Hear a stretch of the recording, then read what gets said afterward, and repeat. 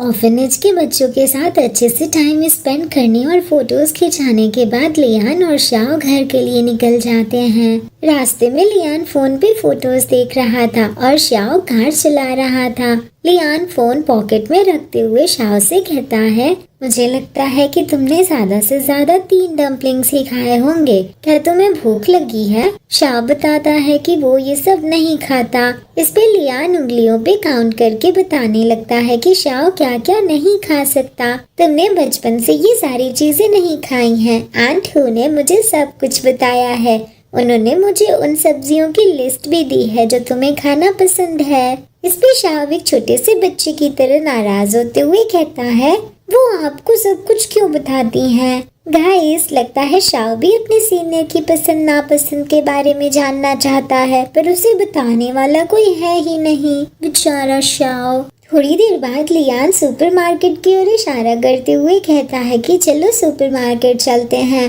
हमें new year ewe पे अच्छा डिनर करना चाहिए। मैं तुम्हारे लिए बहुत कुछ बनाऊंगा। शाओ मान जाता है और फिर वो दोनों सुपरमार्केट के अंदर चले जाते हैं। शाओ देखता है कि उसके सीनियर ने तो पूरा कार्ट ही भर दिया है। ये देख के वो पूछता है कि क्या आप नए साल में डेली खाना बनाने का प्लान कर रहे हो? आपने तो पूरी कार्ट ही भर दी है। लियान और शॉपिंग करते हुए बताता है कि हाँ, मुझे कुकिंग करना पसंद है। इस तरह से हमें खाने के लिए लंबी लाइनों में नहीं खड़ा होना पड़ेगा और अगर घर पे खाना बनेगा तो वो ज्यादा हेल्दी होगा। और वैसे भी हमें कंपनी से जो $5000 वाला शॉपिंग कार्ड मिलता है उसे तो हमने यूज ही नहीं किया है। इस पे शाओ एक क्यूट लिटिल पपी की तरह रोते रोते बोलता है, मुझे तो शॉपिंग कार्ड मिलता ही नहीं। मेरी पोजीशन बहुत लो है। मुझे सिर्फ स्टारबक्स और बुक सिटी कार्ड मिलता है। इस पे लियान शाओ के गाल को पिंच करके उसे टीज करते हुए कहता है, जैसे कि तुम्हें सच में इनमें से किसी कार्ड की जरूरत हो। तुमने सही कहा लियान, शाओ के पास तो इतने पैसे हैं कि वो पूरा का पूरा सुपरमार्केट ही खरीद ले। उसे कार्ड्स की क्या जरूरत। सीनियर की बात सुन के शाओ भी खिलखिला के हंसने लगता है और फिर बड़े प्यार से सीनियर का हाथ थाम के अपने गाल से हिलाने लगता है। वो दोनों एक दूसरे में खोए हुए प्यारी प्यारी बातें अभी कर ही रहे होते हैं कि तभी लियान को फिक्र सताने लगती है कि उन दोनों के आसपास तो बहुत सारे लोग हैं जो उन्हें ही देख रहे थे। शाओ को ना चाहते हुए भी सीनियर का हाथ छोड़ना ही पड़ता है। वो तो काफी डिसअपॉइंटेड लग रहा था। लियान साइड आई से शाओ की ओर देखता है तो उसे रियलाइज होता है कि शाओ तो काफी ज्यादा सैड है। ये देख के वो तुरंत अपने हाथ को शाओ के हाथ के ऊपर रख देता है। वो तो इतना शर्मा रहा था कि शर्म से उसके कान ही लाल हो गए थे। इधर शाओ की खुशी का ठिकाना ही नहीं था। वो तुरंत अपने सीनियर का हाथ थाम लेता है। कार्ट में सामान रखने के बाद लियान शाओ से पूछता है, घर पहुंच के मैं तुम्हारे लिए नूडल्स बनाऊंगा। डिनर के लिए तुम्हें कम से कम 7 या 8 बजे तक इंतजार करना होगा। क्या तुम्हें कुछ और भी खरीदना है? शाओ तुरंत हाँ बोलता है और फिर लियान को अपने साथ दूसरे सेक्शन की ओर लेके जाने लगता है। वहाँ पे जाके वो 2 प्रो के ब्रांड्स दिखाते हुए एक्साइटमेंट में लियान से पूछता है, आपको कौन सा पसंद है? गाइस, पिछले पार्ट में मैंने आपको बताया था कि प्रो का क्या मतलब है। आई होप कि आप सबको याद होगा। शाओ का सवाल सुन के तो लियान अपना सिर ही पकड़ लेता है। बेचारी को इतनी शर्म आ रही थी कि पूछो ही मत। वो शाओ से बोलता है कि तुम्हें जो मन हो ले लो। लियान तो मन में यही सोच रहा था कि मैं कैसे बताऊं कि कौन सा सही रहेगा जब मैंने इसे पहले कभी इस्तेमाल ही नहीं किया। तो ओहो गाइस, तो शाओ लियान का फर्स्ट होगा। शाओ थोड़ी देर तक डिसाइड करता है और फिर एक बॉक्स कार्ट के अंदर डाल देता है। ये देख के लियान पूछता है, क्या तुम सिर्फ एक ही बॉक्स लोगे? शाओ प्यारी से स्माइल के साथ जवाब देता है कि इस एक बॉक्स के अंदर 10 हैं। चलिए चलते हैं। ये बोल के शाओ जा रहा होता है कि तभी लियान उसे रोकता है और दौड़ के जाके ढेर सारे बॉक्सेस लाके कार्ट के अंदर रख देता है। लियान के हाथ में कम से कम 30-40 बॉक्सेस तो होंगे ही। ये देख के तो शाओ एकदम शौकी हो जाता है। वो तो शौक में अपने सीनियर को ही देख रहा था।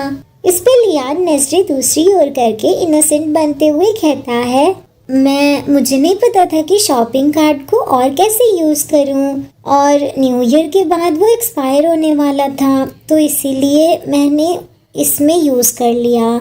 न्यू ईयर ईव भी आ जाता है। डिनर में लियान ने इतनी टेस्टी टेस्टी डिशेस बनाई थी कि पूछो ही मत। शाओ तो फोटोज खींचने में ही लगा हुआ था। लियान उससे बोलता है कि मेरे डम्पलिंग्स टेस्ट करके बताओ कि ये अच्छे बने हैं या नहीं। उसके बाद वो दोनों डिनर करते वक्त बातें करने लगते हैं। लियान शाओ को बताता है कि जब मैं नानजिंग में रहता था तो मेरी मॉम फिलिंग प्रिपेयर करती थी और मैं डम्पलिंग्स के रैप बनाता था। फिर हम दोनों मिलके उन्हें रैप करते थे। मेरे भाई और डैड को किचन में आने की इजाजत नहीं थी।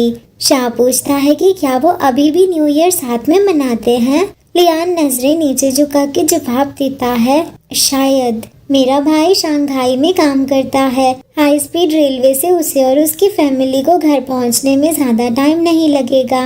ये लो श्रिम्प खाओ। ये कहते हुए लियान एक श्रिम्प शाओ की प्लेट में रख देता है। तभी शाओ उसका हाथ थामते हुए बोलता है, अगर उनके बारे में बात करने से आपको सैड फील होता है तो मैं उनके बारे में फिर कभी बात नहीं करूँगा। इस पे लियान तुरंत शाओ की ओर देख के कहता है, नहीं बिल्कुल नहीं, मैं सैड क्यों होऊंगा। लियान अभी ये बोल ही रहा था कि तभी उसके मोबाइल पे उसके भाई का कॉल आने लगता है। शाओ पूछता है कि क्या मैं यहाँ से जाऊँ। इस पे लियान कहता है कि इसकी कोई जरूरत नहीं है। फिर वो कुछ सोच के गहरी सांस लेते हुए शाओ की ओर देख के बोलता है, क्या तुम मेरे करीब आ सकते हो, मैं बस तुम पे लीन ऑन करना चाहता हूँ। शाओ ठीक वैसा ही करता है और जाके लियान के बगल में बैठ जाता है। लियान कॉल रिसीव करके बात करने लगता है। कॉल पे उसकी मॉम थी जिसने उसके भाई के फोन से कॉल किया था। लियान अपने भाई के बारे में पूछता है तो मॉम बताती है कि वो ड्राइव कर रहा है, हम सब रेस्टोरेंट जा रहे हैं।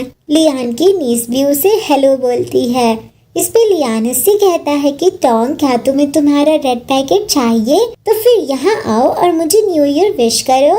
लियान ये बोल रहा था कि तभी शाओ उसकी और करीब आ जाता है ताकि वो अपने सीनियर को कंफर्ट कर सके, क्योंकि उसे पता था कि लियान अपनी फैमिली को मिस कर रहा है। वो सब वहाँ न्यू ईयर मना रहे हैं पर किसी ने भी उसे इनवाइट नहीं किया। टोंग लियान को फोन पे ही न्यू ईयर विश करती है, जिसके लिए लियान उसे गुड गर्ल बोलता है, पर वो काफी सैड लग रहा था। फोन कटने के बाद शाओ लियान से पूछता है कि तो क्या टोंग लड़की है?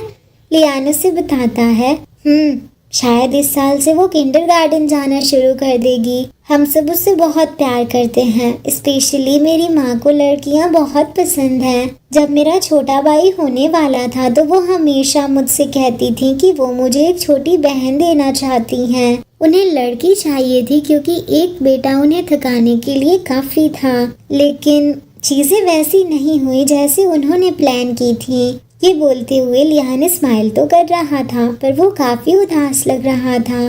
शाओ उसे बड़ी प्यार से हग करता है और फिर उसके करीब जाके उसका चेहरा थाम के उसे एक प्यारा सा किस देता है। इसी बीच वो लियान को सोफे पे लिटा देता है और उससे कहता है कि मैं आपको बहुत अच्छे से ट्रीट करूंगा। शाओ तो लियान को दुनिया की सारी खुशियां देना चाहता था ताकि लियान को अकेला महसूस ना हो।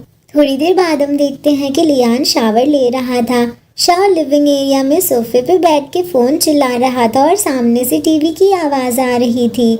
शाओ के फोन पे एक के बाद एक लगातार मैसेजेस आए जा रहे थे। लियान के फोन का भी यही हाल था। वो शावर लेके बाथरूम से बाहर आता है तो शाओ से पूछता है कि ये लगातार इतने मैसेजेस क्यों आ रहे हैं। लियान इस वक्त बाथरूम में था और उसके बदन को देख के तो शाओ को कुछ कुछ होने लगता है। वो अपनी फीलिंग्स कंट्रोल करते हुए लियान को बताता है कि सब लोग रेड एनवेलप्स भेज रहे हैं। ये सुन के लियान को याद आता है कि मैं तो कंपनी ग्रुप चैट में रेड एनवेलप भेजना ही भूल गया। वो तुरंत सोफे पे बैठ के अपना फोन चेक करने लगता है। लियान देखता है कि शाओ ने तो बहुत ढेर सारे रेड एनवेलप्स भेजे हैं।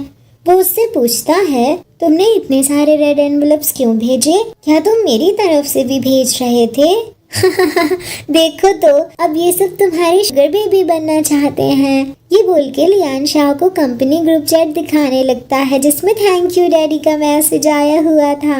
शाओ लियान को साइड अप करते हुए पूछता है, क्या ये ऐसे काम करता है जिससे भी आप रेड एनवेलप भेजोगे वो आपको डैडी बोलेगा? अभी ये बात चल ही रही होती है कि तभी लियान देखता है कि शाओ ने उससे भी रेड एनवेलप भेजा जिसमें बहुत ढेर सारे पैसे थे। ये देख के वो शाओ से पूछता है, ये किस लिए? शाओ क्यूट सी स्माइल के साथ जवाब देता है, मैं चाहता हूँ कि आप मुझे डैडी बुलाओ बेड में। ये बोलते हुए शाओ लियान को सोफे पे गिरा के उसके ऊपर चढ़ जाता है। देखो तो गाइस शाओ कितना नटखट हो रहा है। ही। अब नेक्स्ट पार्ट में फाइनली लियान शाओ को अपनी फैमिली के बारे में बताएगा और उन दोनों की कम्युनिकेशन और भी ज्यादा स्ट्रॉन्ग होगी।